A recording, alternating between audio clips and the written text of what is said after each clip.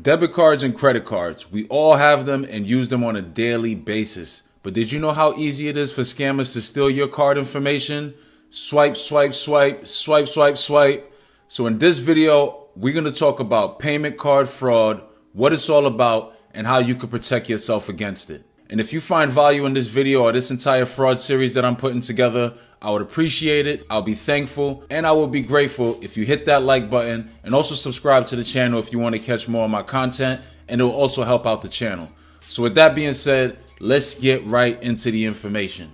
So what is payment card fraud? Card fraud is when scammers steal card information through various methods to create fake cards for use in person or for online purchases. Card fraud can also be accomplished through identity theft, when scammers steal people's information, and then with that information they open accounts or lines of credit and they go ham and do a bunch of fraud on your name. Payment card fraud is an extremely popular fraud technique worldwide. Check this out. In 2018, approximately $24 billion was lost from this fraud technique. And many reports that I see online is expecting that payment card fraud is expected to exceed $40 billion by 2027, which is insane. And also 47% of card fraud happens right here in the United States. Card fraud is extremely popular. You see it all over social media and pretty much every single rapper is talking about it. The reason for this is because this scam is very easy. All scammers need to pull this off is the card number, the expiration date, the name on the card, and the CVC code or the card verification code. Now, it's important to point out that there's two different types of card verification codes. There's the CVC1 code and the CVC2 code, and they both have different purposes. The CVC1 code is programmed directly into the magnetic strip on the back of our cards, and we do not see that. And the CVC1 code lets banks know that the card is being used in person because it's a physical swipe. Now you have the CVC2 code. That's the 3 or 4 digit number that you see on the back of your card next to your signature. And that lets banks know that the card is being used remotely. And that's why you have to enter that information every time you make an online purchase. So it's really important you understand the difference between these two codes. Now, it may seem really difficult for a scammer to be able to get their hands on all this information, but I'm sorry, it's actually extremely easy because in this day and age, with all the information and data that we have floating out there, there's so many points that you could get your information stolen. And also, that magnetic strip makes it extremely easy for information to be stolen because the majority of the information needed to make a fake card is right on that magnetic strip. Now, once the scammer has the information, it depends on which set of information they have. That's going to determine the route that they take to pull off this scam. Now remember, there's the CVC1 code and the CVC2 code. If they have the CVC1 code, the most that the scammer can do is create fake cards and attempt to use it in person by physically swiping the card. If they have the CVC2 code, the most that they could do is do remote purchases where they're not in person. So all their purchases are going to be done online and they're going to have to manually enter the information. With how easy it is to fraud payment cards, of course, banks are looking for all sorts of ways to mitigate this scam. One of the most popular ways that scammers used to do this back in the day is with a card reader or a black box device. The way that this device works is anytime you run a card through there, it reads all the information on the magnetic strip. And remember, that information is the name, the card number, the expiration number, and the CVC1 code. And that is all they need to make a fake card. In addition to this, scammers are usually working with people who run into a bunch of cards. So that's usually your bank tellers, your waitress, your waiter, anyone who has access to a bunch of different cards.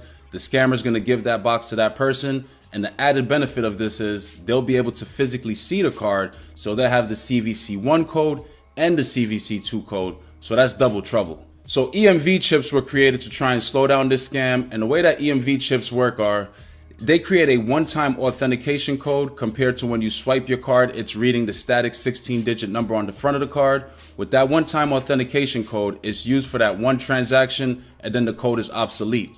Once again, compared to when you swipe your card, that number is used and that number remains the same. So if that information is stolen, anything could be done with it.